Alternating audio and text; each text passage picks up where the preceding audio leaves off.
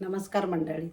तर आज मी तुम्हाला गवारची भाजी करून दाखवणार आहे. गावठी गवार आहे बघा, गावाकडून पाठवलेली.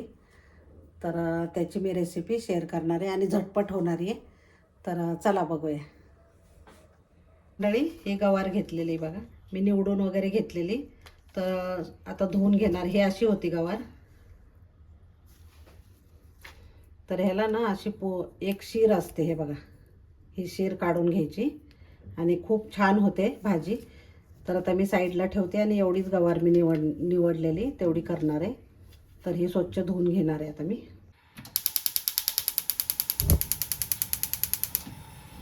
तर मंडळी, मी ही अशी पितळेची हांडी घेतलेली, याच्यातच करणार आहे मी. झटपट होते आणि चांगली होते याच्यामध्ये. तर आता तेल टाकून घ्यायचं. ते जिरे आणि मोहरी टाकायची, दोन्ही मिक्स करून टाकलेलं आहे मी. अद्रक लसूण पेस्ट टाकायची, घरीच बनवलेली मी. आणि थोडंसं कढीपत्ता टाकायचं, तोडून टाकलेलं आहे बघा मी. मिक्स करून घ्यायचं आणि ही धुतलेली गवार आहे ना, ते टाकायचं. हिंग टाकायचं, तर टाकायचं काळा मसाला टाकायचा आणि कांदा लसूण मसाला टाकायचा. जास्त मसाले नाही घालायचे याच्यामध्ये, एवढंच टाकायचं. आणि मीठ टाकायचं.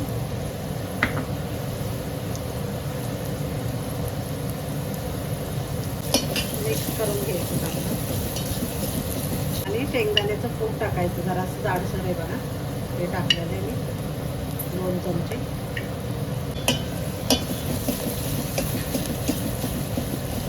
पाणी ओतायचं. तुम्हाला जेवढं पातळ हवं आहे ना, तेवढं तुम्ही ओतू शकता. पाणी ओतलं ना की पटकन उकळी पण येते आणि टेस्ट पण तशी छान टिकून राहते मस्त. त्याच्यामुळं गरम पाणीच ओतायचं.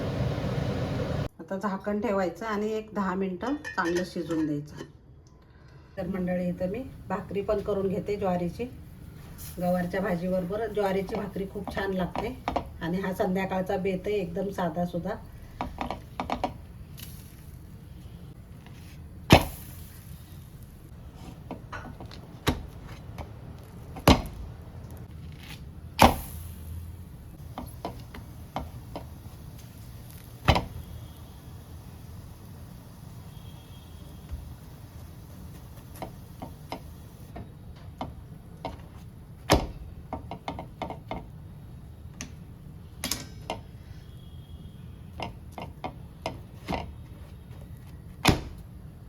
मस्त बघा, गवार पण शिजलेली छान.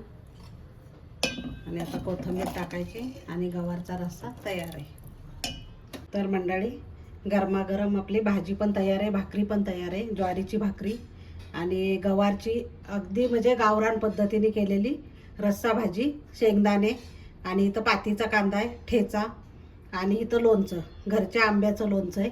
आणि घरची गवार आहे, त्याच्यामुळं खूप सुंदर झालेला आहे आजचा बेत. तर नक्की तुम्हाला आवडलं तर लाईक, शेअर आणि सबस्क्राईब करायला विसरू नका. धन्यवाद.